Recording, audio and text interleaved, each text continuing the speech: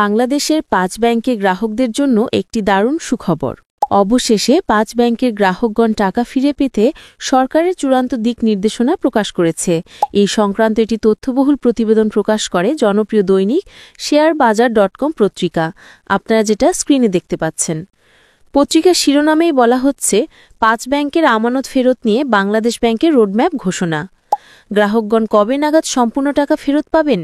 কি বলা হচ্ছে মূলত এই প্রতিবেদনে, কি বলছেন সরকার আর কি বলছেন গ্রাহকগণ, এ সংক্রান্ত বিস্তারিত তথ্য জানাবো আজকের ভিডিওতে।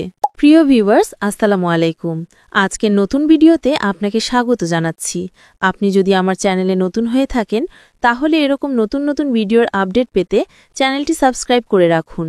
ভালো লাগলে লাইক কমেন্ট করুন আর সম্পূর্ণ ধারণা পেতে পুরো ভিডিওটি না টেনে দেখুন। তাহলে শুরু করা যাক।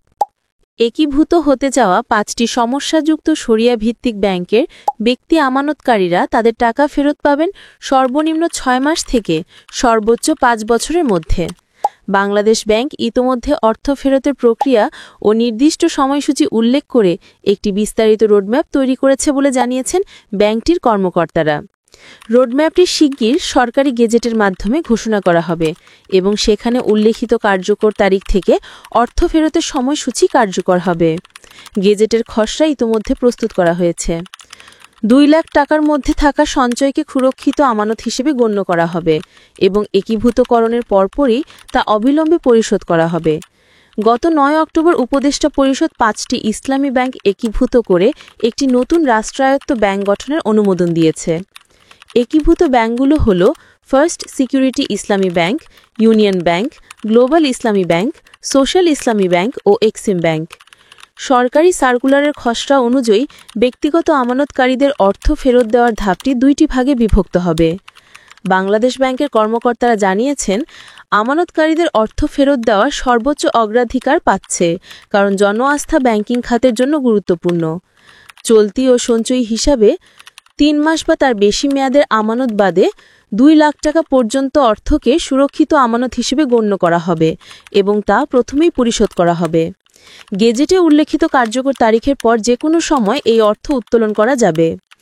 বড় অঙ্কের আমানতের ক্ষেত্রে অর্থ ফেরত দেওয়ার সময়সূচি কার্যকর তারিখের ৬ মাস থেকে ২৪ মাসের মধ্যে প্রতি কিস্তিতে ১ লাখ টাকা করে মোট ৬ কিস্তিতে ফেরত দেওয়া হবে।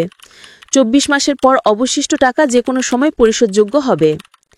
৩ মাস মেয়াদি স্থায়ী আমানত বা ফিক্সড ডিপোজিট ৩ বার স্বয়ংক্রিয়ভাবে নবায়ন করা হবে, তারপর তা উত্তোলনের যোগ্য হবে। ৬ মাস মেয়াদি আমানত ২ বার নবায়ন করা হবে আর ১ বছর মেয়াদি আমানতও ২ বার নবায়ন করার পর পরিশোধযোগ্য হবে। ২ বছর মেয়াদি আমানত স্বয়ংক্রিয়ভাবে ৩ বছরের মেয়াদে রূপান্তরিত হবে।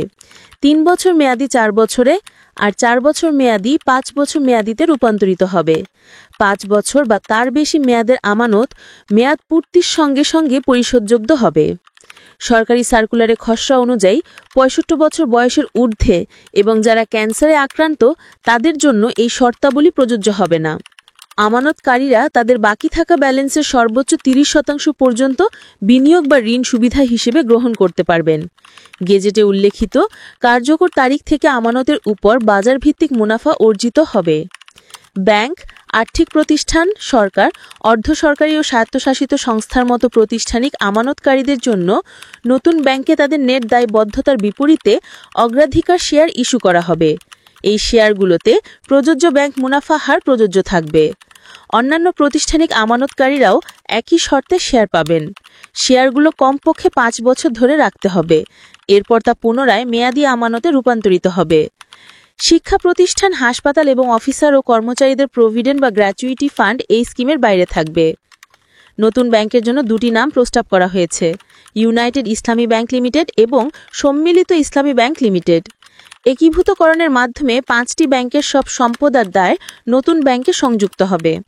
এই ব্যাংকগুলো স্টক এক্সচেঞ্জে তালিকাভুক্ত। এ বছরের শুরুতে আন্তর্জাতিক অডিটিং ফার্মগুলোর করা ফরেনসিক অডিটে দেখা গেছে, ফার্স্ট সিকিউরিটি ইসলামী ব্যাংকে মোট ঋণের ৯৬.৩৭%, ইউনিয়ন ব্যাংকে ৯৭.৮%, গ্লোবাল ইসলামী ব্যাংকে ৯৫%, সোশ্যাল ইসলামী ব্যাংকে ৬২.৩% এবং এক্সিম ব্যাংকে ৪৮.২% ঋণ অপ্রদর্শনযোগ্য বা এনপিএল ছিল। বাংলাদেশ ব্যাংকের তথ্য অনুযায়ী চলতি বছরের মে মাসে এই ব্যাংকগুলোর সম্মিলিত আমানত 1,36,000 কোটি টাকারও বেশি ছিল।